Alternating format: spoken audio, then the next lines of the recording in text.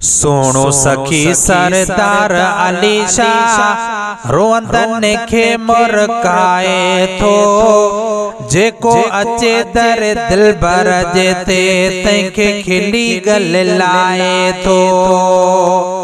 जेको अचे दर दिलबर जे ते तंहिंखे खिली गल लाए थो। सोनो सखी सरदार अली शाह रोंदन खे मुरकाए थो। जेको अचे दर दिलबर जे ते तंहिंखे खिली गल लाए थो। हर कह सासाए प्यार कंदो आ बेड़ा सभिन जा पार कंदो आ। हर कह सासाए प्यार कंदो आ बेड़ा सभिन जा पार कंदो आ।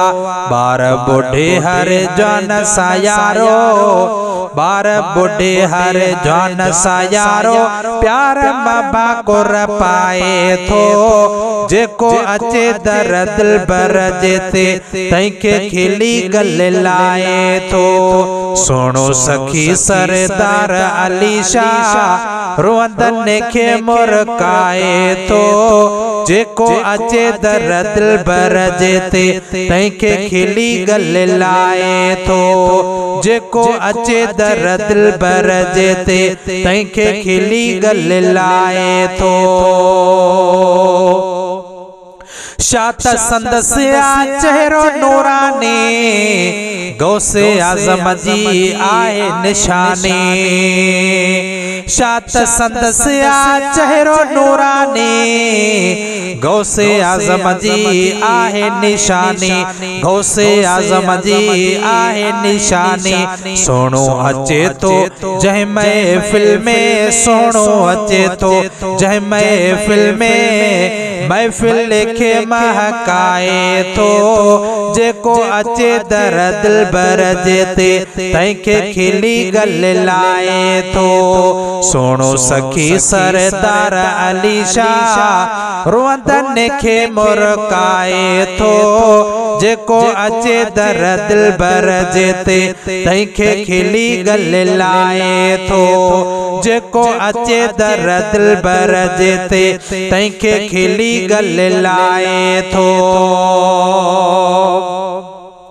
तू भी हली हिक बार ॾिसिया देसो हो दरबार ॾिसिया।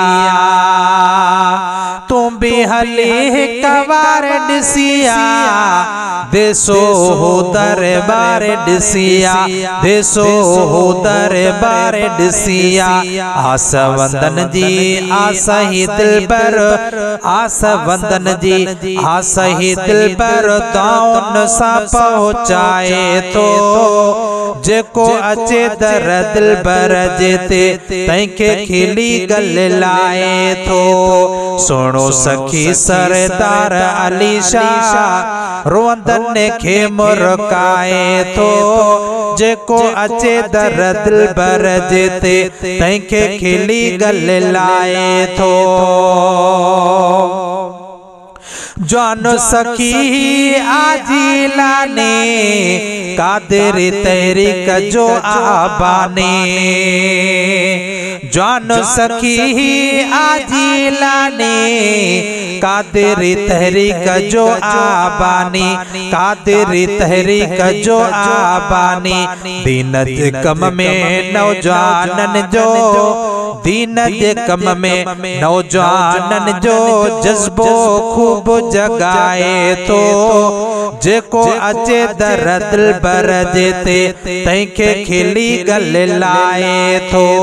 सोनो सखी सरदार अली शाह रोंदन खे मुरकाए थो। जेको अचे दर दिलबर जे ते तंहिंखे खिली गल लाए थो। मलक तो समझा भाग खुली व्या मुर्शिद सो वार मिली व्या। मलक तो समझा भाग खुली व्या मुर्शिद दे सोवारा मिली व्या शान संदन में शेर ही साजिद शान संदन में शेर ही साजिद नैसर इश्क लिखाए तो जेको अचे दर दिल बर जेते तैंखे खिली गल लाए थो सोनो सखी सरदार अली शाह रोंदन के मुरकाए थो जेको अचे दर दिल बर जेते तैंखे खिली गल लाए थो जेको अचे दर दिल बर जेते तैंखे खिली गल लाए थो जेको अचे दर दिल बर जेते तैंखे खिली गल लाए थो।